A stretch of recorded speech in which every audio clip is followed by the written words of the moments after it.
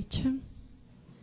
Então vamos acerenar a nossa correria, vamos deixar as preocupações de lado, nos elevarmos em pensamento a Deus, a Jesus, a espiritualidade amiga que nos coordena, que nos dirige, agradecendo por mais essa noite de estudo e de trabalho, no desejo de que seja de muito proveito para todos nós e para todos esses irmãozinhos que aqui estão para estudar, para receber tratamento, para trabalhar. Que assim seja. O Sr. José que vai apresentar hoje o estudo para nós.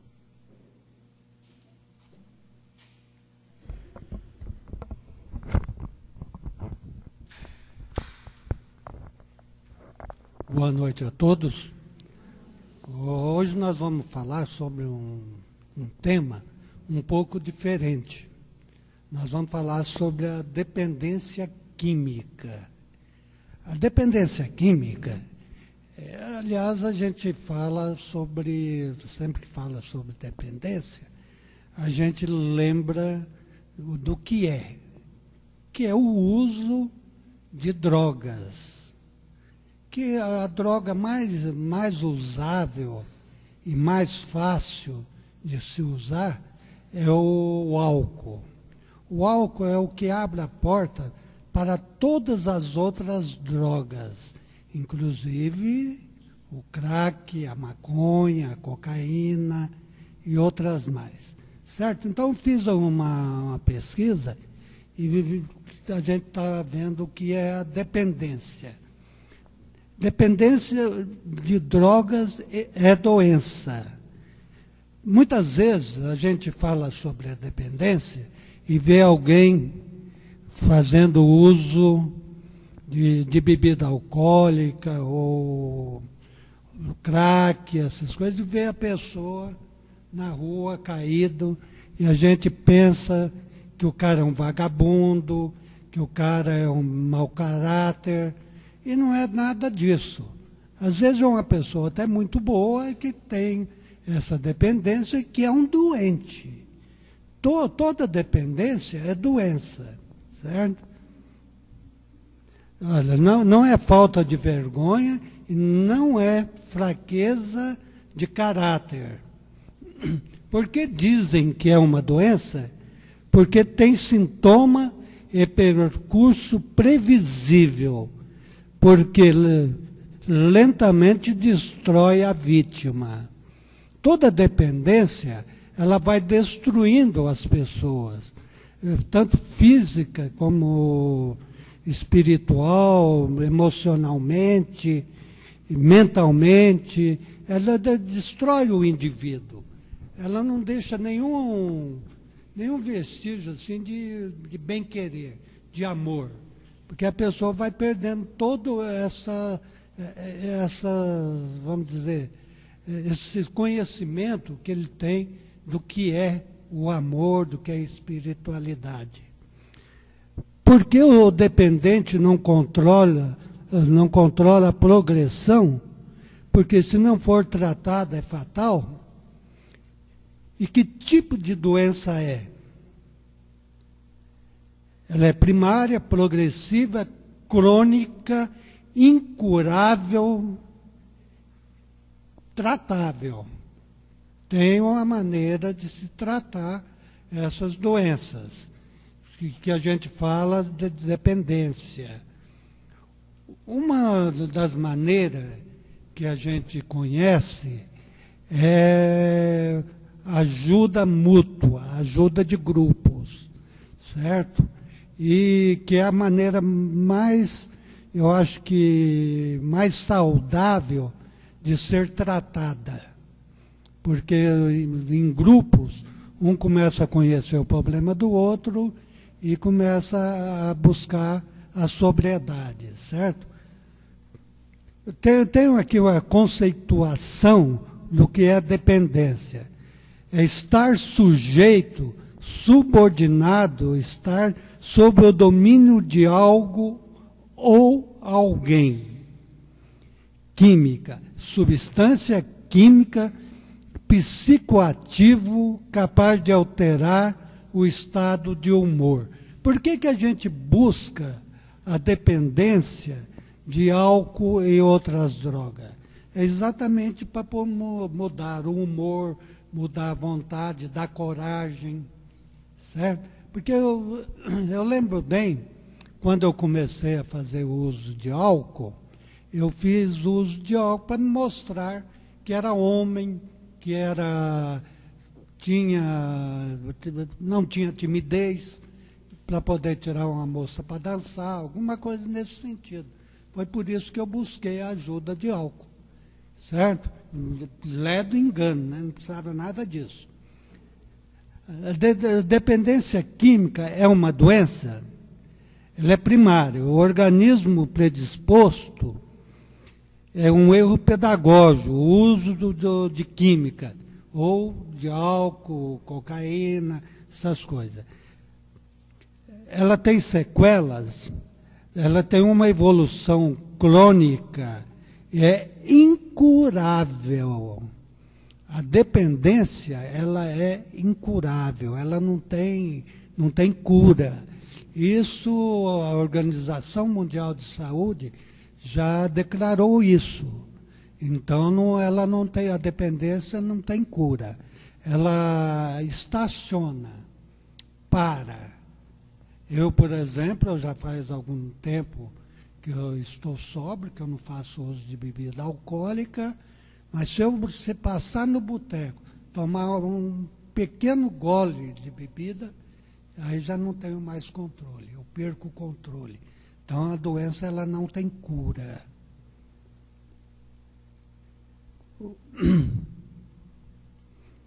O quadro clínico insidioso, consumo gradual e progressivamente maior.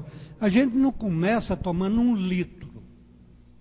A gente começa tomando uma dose, molhando o dedo, molhando a chupetinha do neném, né? Molhar para ele experimentar, né? Que é um erro muito grande.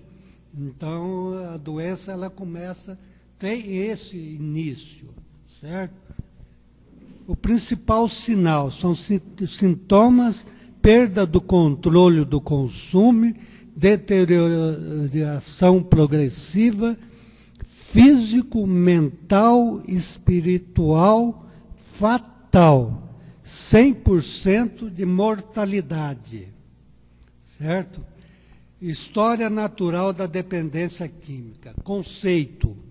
Dependência química é a predisposição mórbida a desenvolver dependência à substância química alteradora do estado de humor. O principal indicador da dependência química é a perda do controle do uso. Ela é primária, crônica, progressiva e fatal, né? Então, vocês estão vendo que a dependência, ela não existe uma pessoa que possa falar que não vai ser dependente. Porque ela é mórbida, ela está parada, ela está no organismo e a gente pode fazer uso uma primeira vez e dessa primeira vez a gente vai dando sequência ao uso da bebida. Muitas vezes, no primeiro fogo que a gente pega, né, a primeira vez que fica embriagado, a gente pega e fala assim, nunca mais eu vou beber. E quando é no outro dia, já está lá no boteco, tomando mais uma e falando, ontem já passou. Mas é aí que começa o início da doença da dependência química. Evolução, primeira fase do uso social. A experiência universal aprende alteração de humor, que é normal ou eufórico. Quando muitas vezes a gente bebe, a gente fica até meio retraído, né? Fica quietinho. E outros ficam eufóricos, começam a rir, começam a falar demais, começam a brincar. Então, tem isso tudo, né? E depois tem a busca, a alteração do estado de humor. A periodicidade era regular. Ela começa, por exemplo, vamos dizer assim, eu tomei num domingo, Aí eu tomo no outro domingo, eu tomo no outro sábado, então aí já passa a tomar sexta, sábado, domingo, quinta, sexta, sábado, domingo, então aí vai diminuindo o tempo, né? Ressacas ocasionais. Muitas das vezes a gente toma aquela mundo de bebida, né? Cerveja, pinga, uísque, vodka, vinho, e no outro dia a gente tem aquela ressaca. E muitas das vezes também a gente não tem a ressaca. Mas o normal é estar sempre meio ressacado, né? Com dor de cabeça, estômago ruim, e fica tremendo. Isso são algumas das coisas que acontecem. O que é que acontece quando a gente faz o uso de bebida? A gente tem uma experiência emocionalmente positiva e gratificante. Porque a primeira vez que a gente faz uso de bebida, aquilo é gostoso, é bom. Faz a gente perder a timidez, faz a gente ficar mais à vontade. Em todos os lugares que a gente vai, a gente entra e sai, né? Então, isso tudo dá uma sensação de conforto.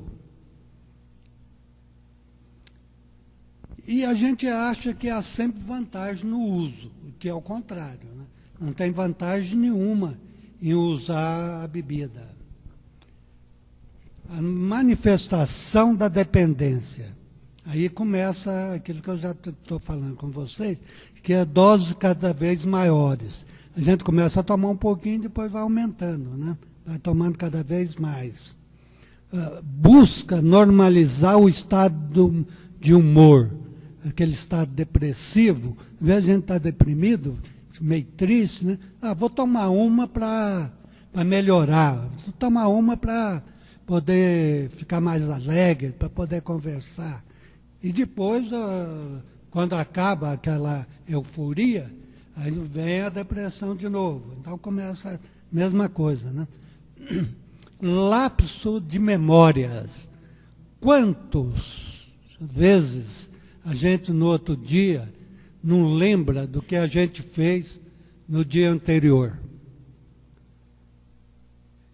Por exemplo, quando a gente faz um uso exagerado do vinho, ou da cerveja, da vodka, do uísque, no outro dia a gente nem lembra daquilo que a gente fez no dia anterior. E quando chega no lugar, mas você fez? Não, eu fiz nada disso não. Tá? Os familiares e os amigos começam a questionar a gente. Mas você está bebendo demais. Você precisa dar uma maneirada. Você não acha que você está abusando? Então a gente fala assim, não, eu bebo socialmente. É sempre a desculpa, né? Eu estou bebendo socialmente. E a gente fica negando a doença que a gente tem e que aquilo ali já está atrapalhando familiarmente, socialmente, e de uma pessoa de maneira fisicamente, espiritualmente, porque a gente passa a não acreditar. Nós de alcoólicos, nós costumamos falar de um poder superior. E cada um o concebe como quer, como deseja. Na minha concepção, esse poder superior é Deus. E é para Ele que eu sempre me levanto e oro e peço para que me dê sobriedade todos os dias. E no trabalho, ou no outro dia, o rendimento, já começa a ter uma queda de rendimento no trabalho, nos estudos, começa a faltar as aulas, começa a matar, né? Matar a aula, começa tudo a ter uma sequência dessa doença. Aí tem a terceira fase, quer dizer, nós não falamos em fase. Nos estudos que a gente tem, a gente não fala em fase, a gente fala da doença crônica que é a dependência, certo? A dependência física não funciona sem o químico, o físico da gente, não funciona mais sem o uso da bebida. Por isso que muitas das vezes a gente vê aí no boteco, 7 horas da manhã, 6h30 da manhã, pessoas já procurando uma dose de qualquer tipo de bebida para voltar ao normal. Porque de manhã ele começa a tremer, aí ele fala, vou lá e tomo uma que eu volto ao normal. E realmente naquele momento ele volta ao normal. Então ele vai trabalha, mas não rende aquilo que normal render. E o estudante é a mesma coisa, né? Depois tem a necessidade de manter permanentemente certa quantidade do álcool ou de droga no organismo. Assim é com o crack, com a cocaína, com a maconha, com o álcool, aquilo ali, com o cigarro. É a mesma coisa, certo? Porque você, de quanto em quanto tempo a gente vai fazer uso da bebida alcoólica, ou do crack, ou da maconha, ou do cigarro. Às vezes a gente está dentro de uma reunião, a gente sai para fora para fumar um cigarro, certo? Então isso é uma dependência, é uma doença. O delírios de ciúme, a gente, quando na dependência química, a gente já começa a ter qualquer coisinha, ver a esposa ou a namorada conversando com alguém, já começa a ficar meio, né? Porque não tem controle mental daquilo que está acontecendo, das amizades que existem, certo? Então a gente fica com esse ciúme bobo, né? Que a gente fala para poder ver as coisas de outra maneira. Alucinações. Eu teve uma época que eu trabalhava no INPS na época, e que atendia consultas.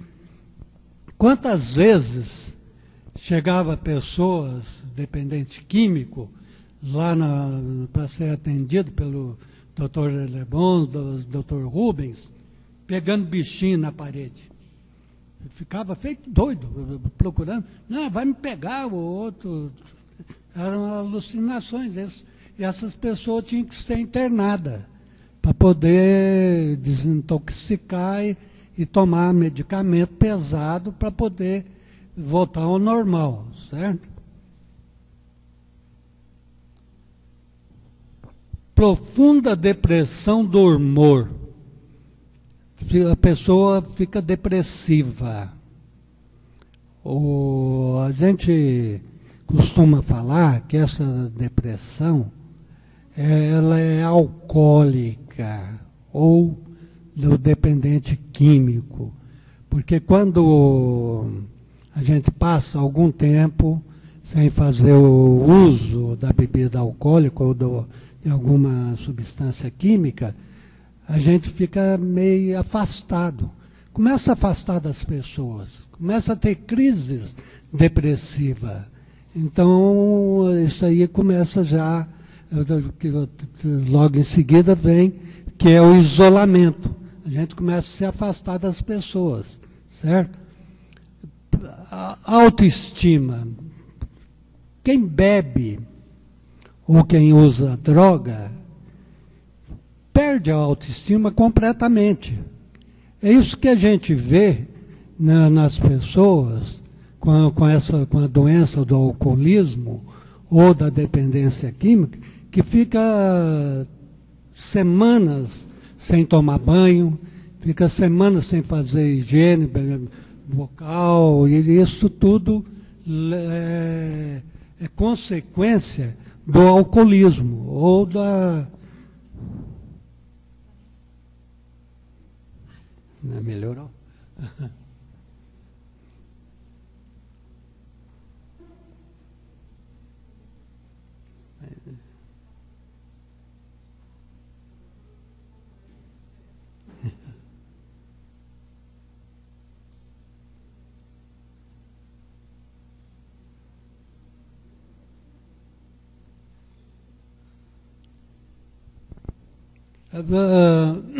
Uma outra coisa também que a gente vê muito, inclusive nós tivemos amigos que, por causa do uso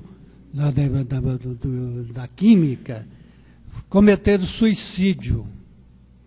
Ele, com a baixa estima, ele fica com a ideia fixa de suicídio. O que eu estou fazendo aqui? O que eu vivo? Para quê? Então, ele procura uma maneira de se eliminar, de cometer o suicídio. Hoje a gente já tem algum tratamento que muitas das vezes evita isso. Mas nós tivemos um amigo que veio aqui, fez uma palestra com a gente uma vez, 3 dias depois ele cometeu suicídio. Era um doente, ele era adicto, usava álcool e droga. E aconteceu isso com ele. Embotamento físico e emocional. A gente esquece. A gente começa a ficar, estaciona, para. A gente não lê, não vê. A única preocupação que a gente tem é com o uso dessa substância. A gente também, dentro aquilo que a gente estuda, que lê, tem a codependência. O que é a codependência? É qualquer pessoa cuja vida ficou incontrolável por viver uma relação comprometida com um dependente. O dependente, a gente costuma dizer que um dependente químico ou um alcoólatra, ele atinge mais ou menos em torno de 20 a 30 pessoas em sua volta, que são os familiares, os amigos, as pessoas que gostam deles, também ficam doentes, certo? Essa codependência também ela é crônica, ela tem progressão previsível, mas é tratável. Uma maneira de se tratar a codependência também é com a ajuda de grupos. A gente fala muito em ajuda de grupo, inclusive aqui no Luz e Amor tem um grupo de ajuda que é o sábado. Né, Tony? Que hora que é? Às 9 horas da manhã. E é um grupo que procura levar essa ajuda àqueles que têm esse tipo dessa doença, a codependência, certo? E o Alcoólicos Anônimos tem uma entidade paralela que se chama Alanon, que é para tratamento da codependência química. Então, os familiares procuram o Alanon e nas reuniões vão procurando buscar a serenidade, a sobriedade para poder tratar dessa codoença, né? E tentativas naturais para resolução de problema e ajustamentos familiares. A reação é universal, a doença é aguda, dependência química, reação negativa, impede o reconhecimento de consequências danosas. Resposta normal à situação anormal. Isso aí é uma fotografia, até para um amigo meu que está aqui dentro, para que ele possa dar uma olhadinha nisso aqui, ó, e pensar e mudar o seu vício, a sua doença, para que ele também tenha uma saúde melhor. Tá? Agora eu vou falar para vocês da minha experiência, certo? Isso aí eu trouxe para que a gente tenha conhecimento do que é a dependência e a codependência. Eu comecei a fazer uso de bebida alcoólica muito novo. Eu devia ter mais ou menos uns 14, 15 anos de idade. Na cidade que eu morava, não tinha nada. Então era jogo de snooker, era as coisas que a gente, baralho, essas coisas fúteis que não tinha nada a ver com aquilo que a gente fazia, certo? Eu, como eu falei no início, para ser homem e mostrar que eu era alguma coisa, eu comecei a fazer uso de bebida e cigarro ao mesmo tempo. O cigarro eu larguei de fumar com 21 anos de idade. E a bebida não. A bebida eu não consegui parar tão cedo quanto eu precisava parar. Bebi durante muito tempo e só consegui parar com a bebida depois que eu comecei a frequentar o Luz e Amor. Eu sempre trabalhei, tanto é que eu estou até aposentado já, né? Mas eu nunca, durante o meu alcoolismo, eu nunca guardei nada, eu nunca tive nada, porque tudo que eu ganhava era para farra.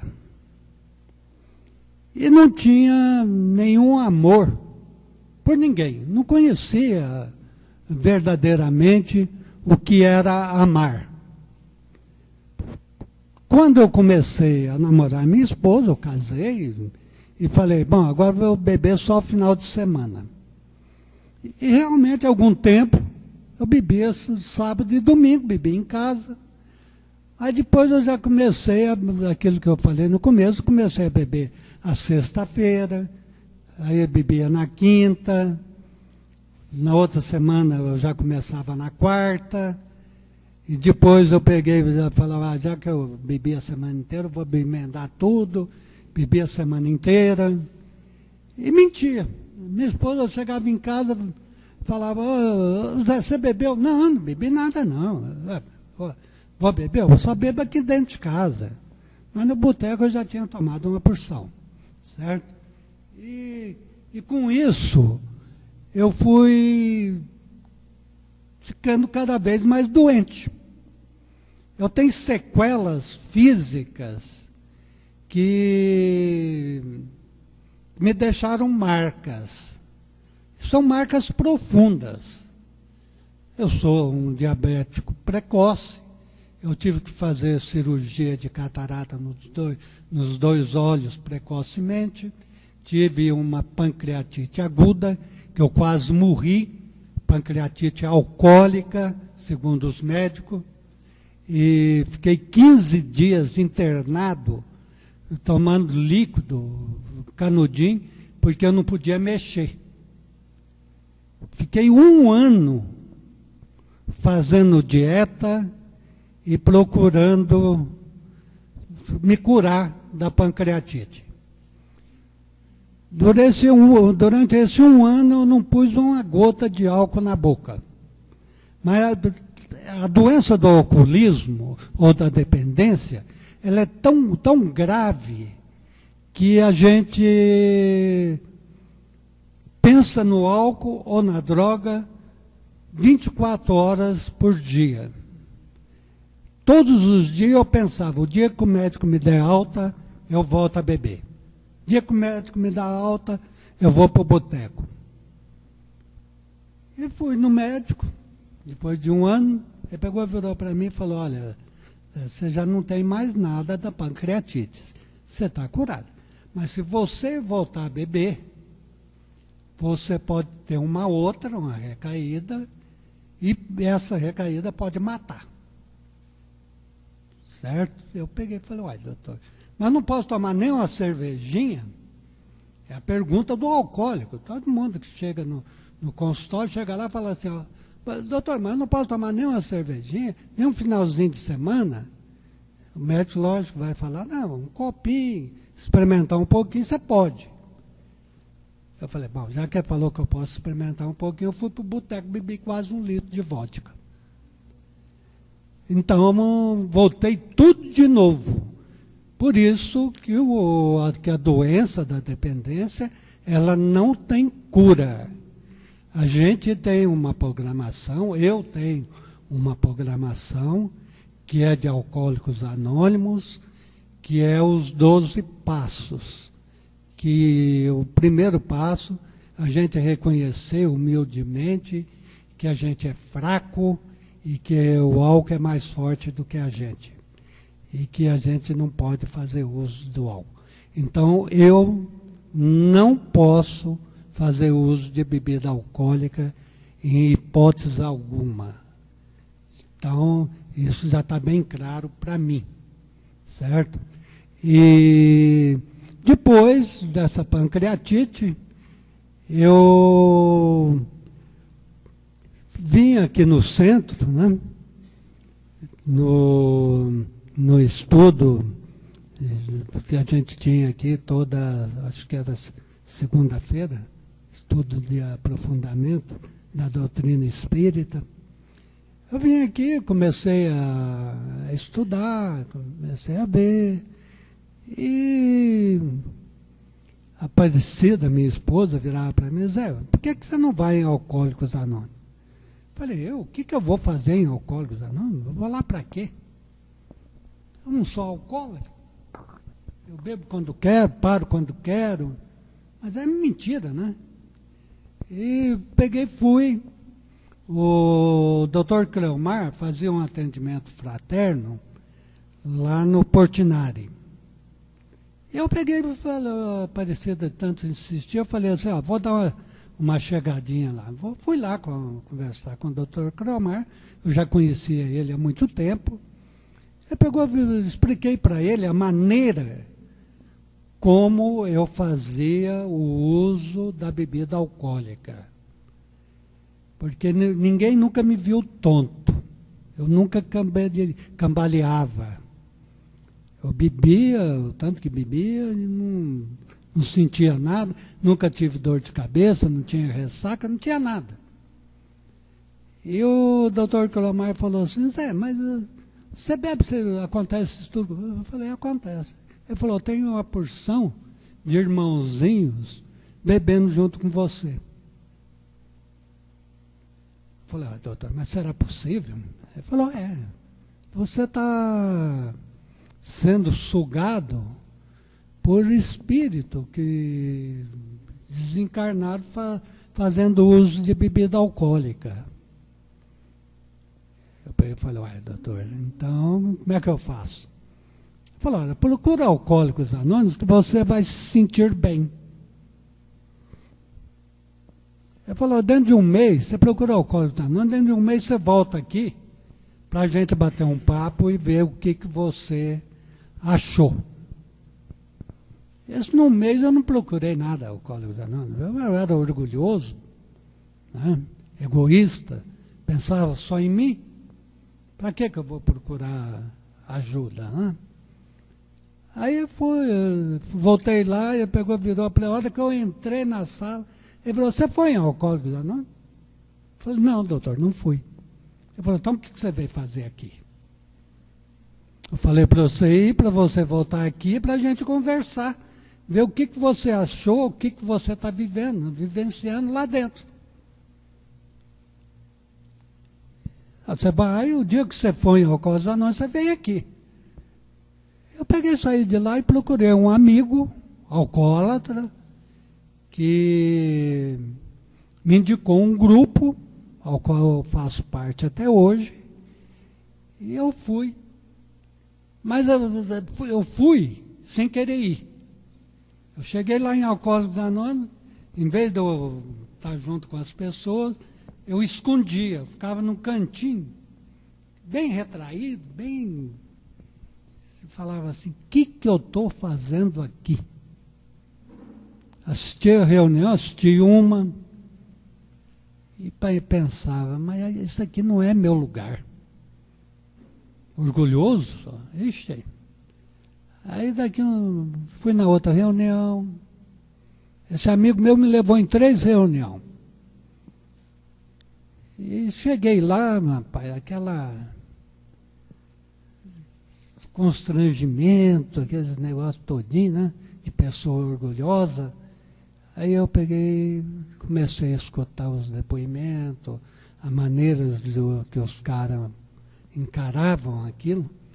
E eu vi um cara pegar e falar assim, ó, estou sóbrio, sem fazer uso de bebida alcoólica, há 25 anos, há 18 anos, há 3 meses, uma batalha, uma luta, para que a pessoa mantivesse a sobriedade e o encontro com Deus. Aí eu peguei, comecei a participar de Alcoólicos Anônimos, como um membro de Alcoólicos Anônimos.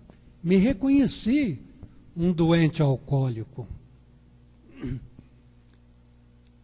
Mas antes disso, eu vim aqui no centro, eu fiz o COEM, aqui junto com o pessoal aqui, tem o pessoal, uma turma aí que é do meu tempo de COEM.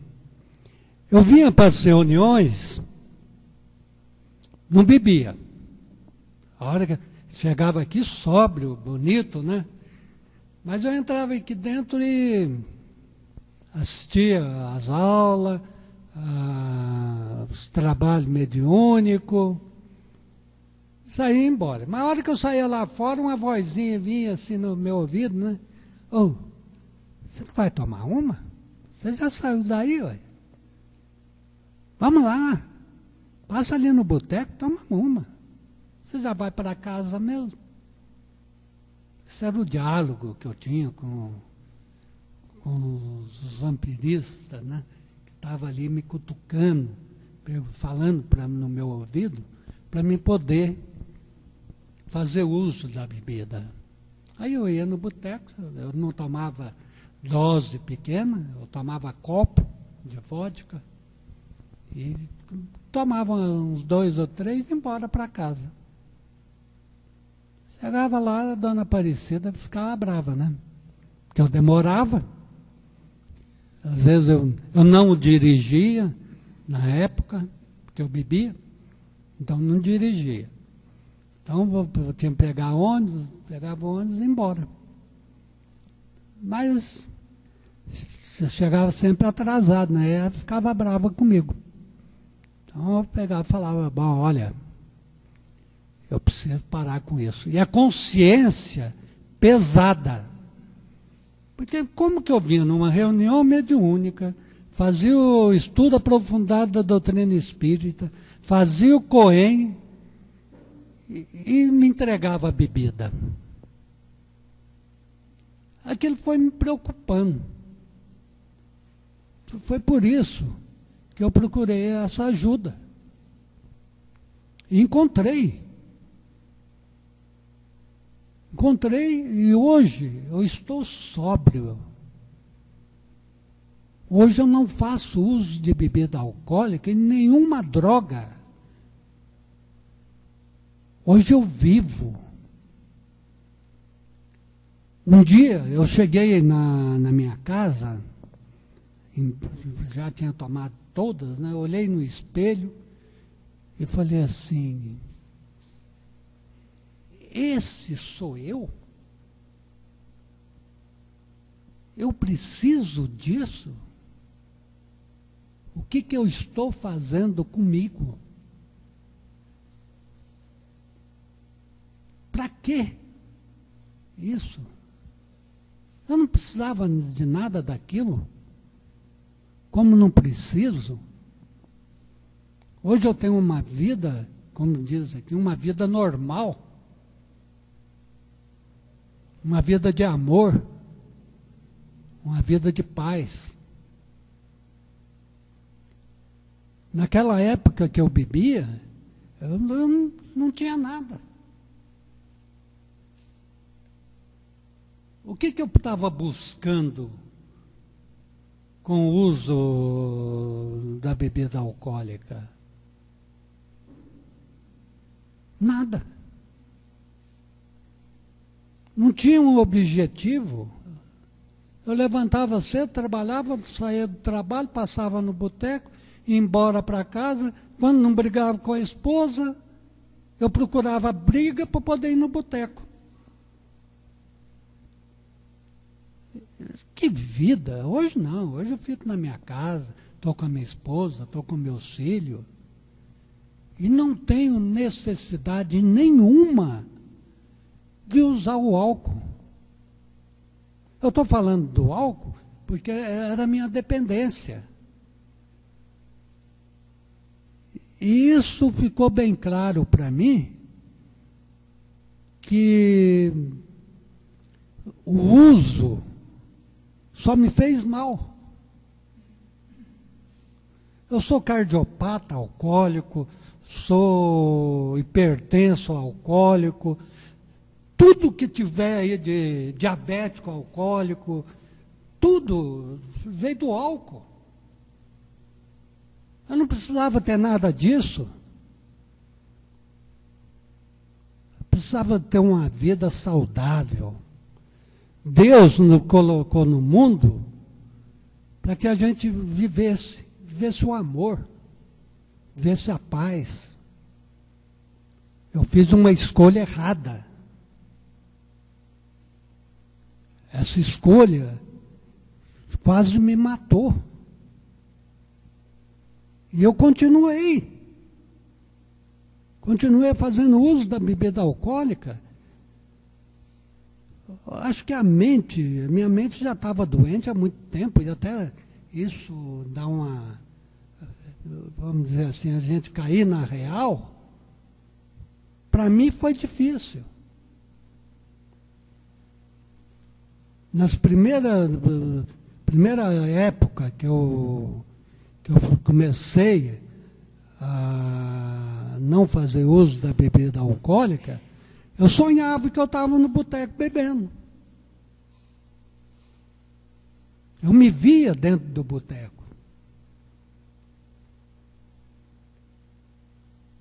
Hoje isso já passou, que já faz 10 anos que eu não faço uso de bebida alcoólica, e aqui dentro do Luz e Amor eu aprendi o que é o verdadeiro amor.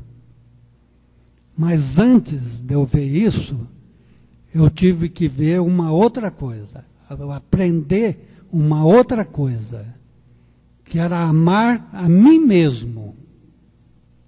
Eu tinha que me amar, para que eu pudesse levar o amor às outras pessoas.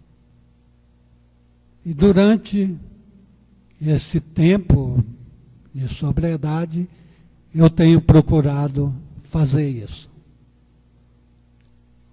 Hoje, bem dizer, a minha vida é voltada aqui no Luz e Amor, os trabalhos que a gente tem aqui dentro, e a prevenção, o combate e a recuperação de quem faz uso de álcool e outras drogas. Então a gente tem esse tipo de trabalho. O trabalho que eu faço é voluntário, não recebo nada e me dedico a isso. Isso é de boa vontade, é por amor que eu aprendi a fazer isso. E nós temos aqui em Franca os grupos de alcoólicos anônimos, que são grupos de autoajuda e que estão com as portas abertas àqueles que têm essa dependência ou essa doença do alcoolismo. Nós procuramos, dentro dos princípios, dos 12 passos, as 12 tradições, levar a sobriedade àqueles que ainda sofrem pelo uso de álcool e droga. A gente estava notando esses dias, hoje mesmo eu estava ouvindo, que numa pesquisa realizada aqui em Franca, 68% dos estudantes de primeiro e segundo grau na universidade fazem uso de bebida alcoólica. Já fizeram uso de bebida alcoólica. É um índice muito alto. E também uma outra coisa que a gente vê muito é... Eu, por exemplo, hoje eu evito todas as festas que tem álcool. Eu evito. Não porque eu chegue lá, eu vou fazer uso de bebida alcoólica, porque eu não faço isso mais. Mas é o ambiente que fica quando se está fazendo uso de bebida alcoólica. Eu acho que a gente desenvolveu uma sensibilidade a isso, então eu procuro evitar sempre os lugares que tem álcool. E em Franca tem uma porção de, vamos dizer assim, de entidades que trabalham com esse segmento de dependência. Nós temos Alcoólicos Anônimos, nós temos Narcóticos Anônimos, tem os Fumantes Anônimos, os Jogadores Anônimos. Então tem toda uma lista tem o CAPS da Prefeitura, que é o Centro de Atendimento Psicossocial, que também atende os dependentes com álcool e droga e cigarro também. Pode ir lá que atende, viu? Então, a gente tem como procurar essa maneira de ter uma vida mais saudável, mais gostosa. Eu já, nesses 10 anos de sobriedade, eu conquistei muitas coisas. Coisa que eu não consegui com, vamos dizer, 40 anos fazendo uso de bebida alcoólica. Certo? Então a gente vê que o benefício de não fazer uso é muito maior do que usar. Então a gente fala muito sobre isso, eu gosto do tema. Eu acho que tudo aquilo que a gente faz ou fala para prevenir essa dependência ou codependência é útil e vale a pena.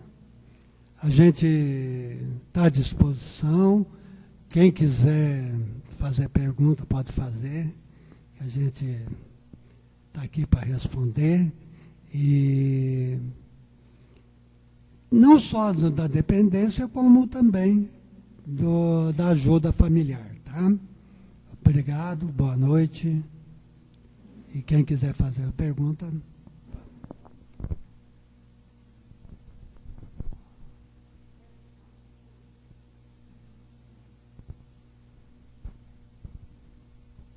Acho que ninguém tem problema, né?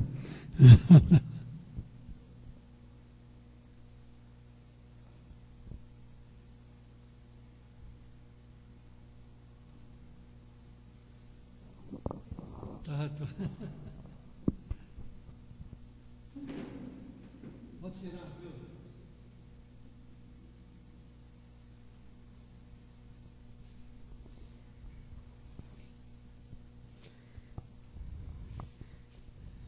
É interessante que o Zé está conosco há 10 anos, né?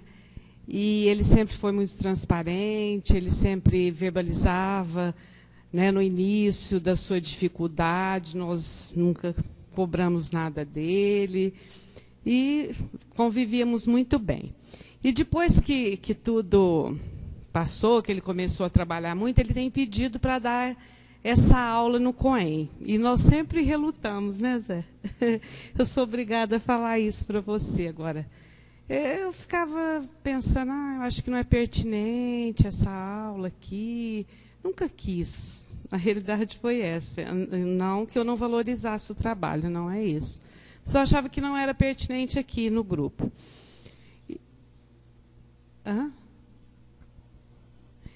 Aí nós começamos a ter alguns casos assim de outros participantes do COEM que chegavam até alcoolizados, aí a gente conversava particularmente com a pessoa. E aí, então, eu falei, bom, agora chegou a hora, né, Zé? E eu quero agradecer profundamente, assim, a coragem dele, a transparência, principalmente, assim, o ideal, que ele tem feito muito isso aqui. Sempre que nós recebemos uma pessoa, um familiar, que vem pedir ajuda nesse setor, eu já encaminho para o Zé, e ele tem feito, assim, trabalhos muito interessantes, né? Tenho um testemunho também de um rapaz, até amigo meu, que veio pedir ajuda e o Zé atendeu e a gente tem visto bons resultados. E um que salva já é uma glória, né, para todos nós. Então, eu só quis falar isso para vocês, até mais para mim em relação a você. E agora eu acho que todo ano nós vamos ter essa aula mesmo. Muito obrigada, viu? Que Jesus abençoe o seu trabalho nessa seara que a gente sabe cada vez se faz mais importante. Então vamos agradecer a Deus, nosso Pai de amor, a Jesus, nosso irmão amado, aos espíritos amigos, por essa noite de hoje. Sabemos quanto é importante o esclarecimento. Principalmente nós que acreditamos, sabemos da influência dos nossos irmãos desencarnados nessa área. Portanto, o nosso compromisso se faz duplo. Agradecemos profundamente, Senhor. E pedimos, se pudermos, servir outras criaturas, para que outras criaturas vislumbrem a luz, se libertem de seus vícios, possam nos ajudar sempre. Entendemos que os vícios são inúmeros, muito mais difícil às vezes o vício da maledicência, do desrespeito, do preconceito, da falta de caráter. Ajude-nos sempre, Senhor. Somos criaturas tão frágeis, mas queremos fazer a nossa luz brilhar. Ajude-nos todos os dias.